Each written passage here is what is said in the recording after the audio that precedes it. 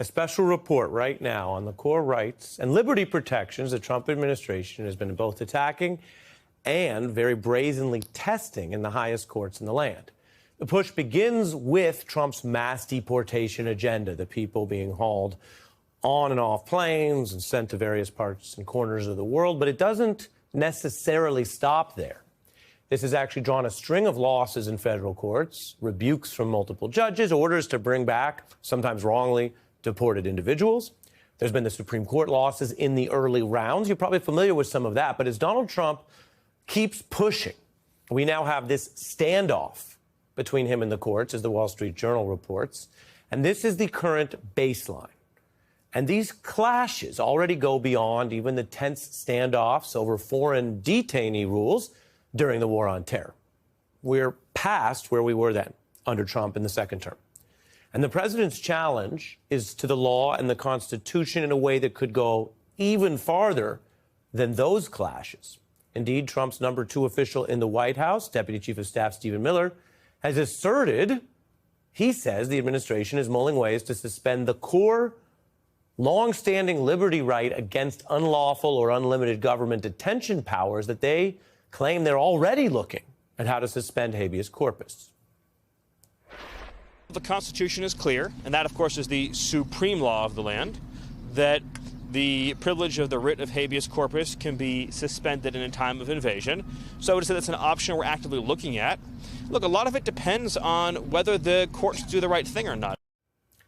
That's their stance. They're, quote, actively looking at it, and then he adds a kind of a bluster toward the courts. Be careful, if you don't do the, quote, right thing, which means agree with Trump on just about everything, maybe they'll suspend this right. Now, in our special report right now, I want to be very clear about this baseline. In any era in American history, claims to suspend that core right of the Constitution are a huge deal. That Latin phrase, habeas corpus, is one of the most important and vital rights that people have in their dealings with the government. The founders were clear that that right would operate in the Constitution, so no politician and no Congress can repeal it, and it would operate permanently to limit government powers against the people. That is the baseline. And while, yes, there are times where you might have an actual emergency or a world war, that would also be enumerated. You can't just suspend the right because you don't like dissent or you have a different immigration policy. It could only be done, suspended in the case of wartime invasion or emergency public safety. That's what it says in the Constitution. It means something good. It means most presidents have never even gone near suspending it or even talking about how they could. That's even after obviously shared public safety disasters and emergencies like the 9/11 attacks. And while Mr. Miller could be exaggerating, political aides have been known to do that. On the deportation front, let's draw a direct line to his threat and what the administration has already done. Rush to formally claim war powers in those first 100 days, a period where Americans do know, whether you follow all this stuff closely or not, that there was no declared war or new war. But that's part of the asserted war powers that the new president in his second term tried to assert by citing the old Wartime Alien Enemies Act, which judges then rejected because there's no war on the southern border. And the White House, as one judge put it, failed to prove any invasion. Now, the history here is instructive. America's had its share of wars and, obviously related to that, intense debates about both wars themselves, whether to start them, where to wage them, and then the attendant powers that come alongside big wars. Protests over those war powers or government overreach. Consider the huge power of drafting people into battle, which is part of what animated the wider opposition to Vietnam. Debates over how the U.S. treats people abroad during war, whether it follows human rights. And I want to turn with you to history's lessons tonight because this is a very important thing we're going to be living through. Some of them have possibly bad news for Trump's claims through his DOJ lawyers. But the current clashes are telling, as the administration is not exactly shy about its claims that it can suspend rights, something they say they may do further, or that they have war powers. In fact, we just pressed top administration border czar Tom Homan about this.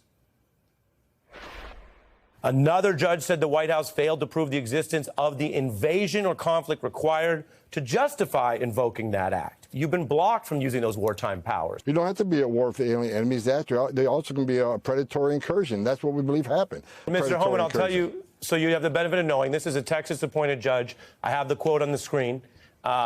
This term invaded concerns warfare. So not people crossing what you're calling predatory. But anyway, my key point to you is now the Supreme Court limited that. You're going to follow that unless and until the courts change it. Is that correct? Of course we won't follow the Supreme Court.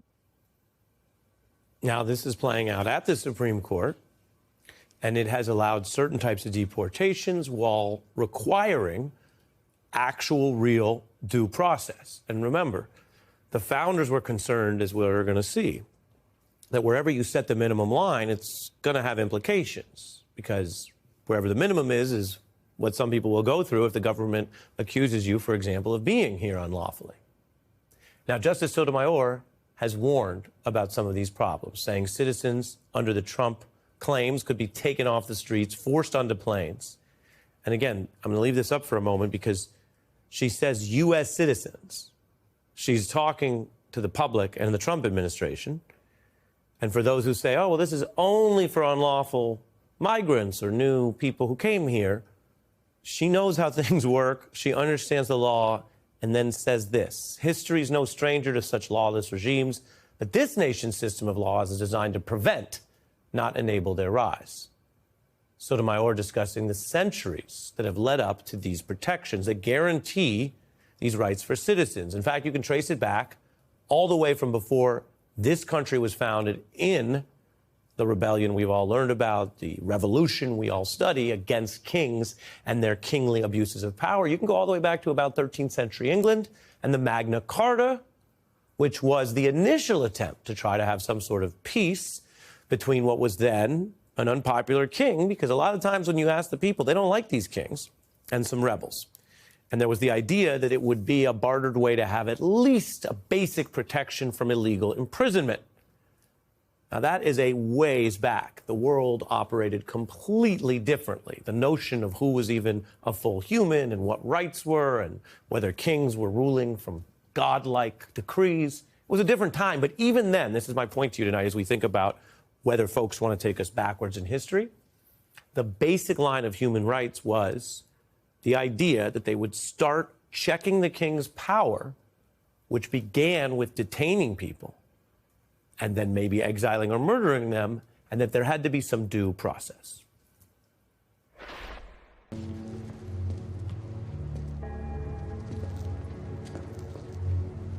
I would ask you to deliver this message to France, given your familiarity with its recipient. But I believe in the morning you be otherwise engaged. Pray how, my liege? Tomorrow you will have your heads cut off. That's how it worked. I'd throw you into prison, cut off your head. That's how kings ruled. They didn't have much popular support, which is why so many of them had to kill so much. And the Magna Carta was drawing on what you've heard referenced lately, what Mr. Miller seems to be intent upon right now. The core protection against the government just detaining you forever for no reason, habeas corpus. In Latin, it means you have the body, produce the body, that there has to be due process and you can't just take the body and throw it into a prison without any court process. Now, this was then made official in England later under the Habeas Corpus Act. That was in the late 1600s. It was passed by a parliament to protect these sort of rights and to establish that you could petition your imprisonment and laying out how to do so. Now, you take this together and you say, all right, a lot of history. Why do we have to go back so far? But one of the key points that brings us up to today is how that baseline of history actually was the core protection. Now, the political attack, some of it could be rhetoric. Could be that Trump has aides who say this stuff and don't ever actually try to act on it. And Trump officials at least under questioning, have conceded that judicial rulings are the law and they will follow them. And that normally wouldn't be very notable, but we are dealing with these detention debates now over what rights will attach. And this is the founding principle which separates rule by the people, which we now call democracy, from the oppression by the kings you just saw. So the founders viewed these rights against just wanton detention as sacrosanct. They viewed them along with the rights to vote or to speak, and that you have to have these all together if you're going to have people exercising meaningful democracy to hold rulers accountable. Either you have them or you don't. And so here we are in 2025 talking about a very powerful official in Mr. Miller saying, maybe you don't have them. Maybe they will suspend them. And remember, kings could, at that time, before we got these rights, they could just crush anything they didn't like by detaining, deporting, or crushing dissent. So you could try to have peaceful dissent, but if you were just going to be jailed for it, well, you don't have much of a democracy. The exception, as I mentioned, was for, in the United States context, the actual example of an invading army or a rebellion. The founders refer to that as rebellion or invasion. And America's Constitution proved to be a model for other nations here. The Bill of Rights chiefly focuses on thwarting that very temptation that even if we make some progress, a president could still revert to trying to rule like a king.